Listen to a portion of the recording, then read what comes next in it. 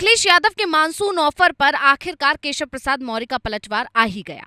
अखिलेश यादव के एक छोटे से ट्वीट ने यूपी की सियासत में बड़ा हंगामा खड़ा कर दिया था, क्योंकि उस ट्वीट में लिखा था मानसून ऑफर 100 लाइए सरकार बनाइए। जिसके बाद से सत्ता पक्ष और विपक्ष के बीच वार पलटवार का दौर शुरू हो गया था, क्योंकि ऐसा माना जा रहा था कि अखिलेश यादव ने ये ट्वीट उन बागियों के लिए किया है, उन विरोधियों के लिए किया है, उन असंतुष्ट नेताओं के लिए किया है जो बीजेपी के अंदर योगी की मुखालफत कर रहे हैं, जो योगी के काम करने के तरीके से नाराज हैं, जो उनके साथ काम नहीं करना चाहते हैं। क्योंकि पिछले दिनों यूपी से कई ऐसी तस्वीरें आई थी, यूपी की सियासत में ऐसी कयास लग रहे थे, यूपी की राजनीति में बड़ा भूचाल आ रखा था और ऐसा कहा जा रहा था कि सीएम योगी को कुर्सी से हटाया जा सकता है, जिसमें सबसे बड़ा नाम जो निकल कर आ रहा था नाराज नेताओं में, वो केशव प्रसाद मौर्य का कहा जा रहा था। ऐसे में जब यूपी की सियासत में यानी यूपी बीजेपी में मची इस खलबली पर मौज लेते हुए, उस पर तंज कसते हुए, चुटकी लेते हुए अखिलेश यादव ने ये ट्वीट किया कि मानसून ऑफर 100 लाइए सरकार बनाइए,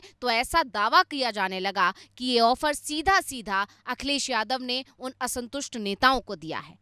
जिसके बाद से जब सत्ता पक्ष के नेताओं ने अखिलेश यादव के इस बयान का विरोध किया, उस पर पलटवार किया, तो यूपी की सियासत और ज्यादा गर्मा गई। लेकिन इंतजार था केशव प्रसाद मौर्य के पलटवार का। राजनीति के जानकारों का ध्यान सिर्फ केशव प्रसाद मौर्य पर था कि केशव प्रसाद मौर्य अखिलेश यादव के इस ऑफर को अपनाएंगे या ठुकराएंगे या फिर मुंहतोड़ जवाब देंगे। और आखिरकार केशव प्रसाद मौर्य ने अखिलेश यादव के ट्वीट पर जबरदस्त पलटवार किया है। केशव प्रसाद मौर्य ने अपने ट्वीट में लिखा, मानसून ऑफर को 2027 में 47 पर जनता और कार्यकर्ता फिर समटेंगे। एक डूबता जहाज और समाप्त होने वाला दल जिसका वर्तमान और भविष्य खतरे में है। वो मुंगेरी लाल के हसीन सपने देख सकता है, परंतु पूर्ण नहीं हो सकता।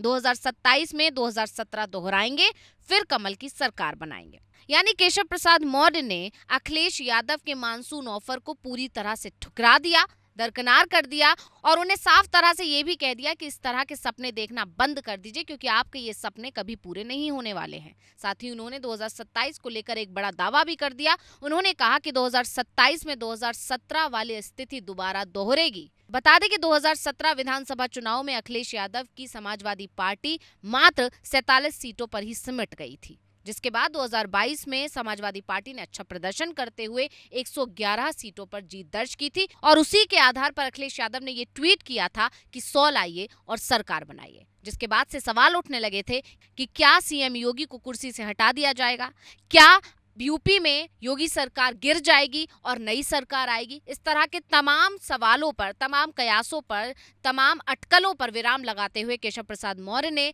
सिरे से इस ऑफर को खारिज कर दिया है।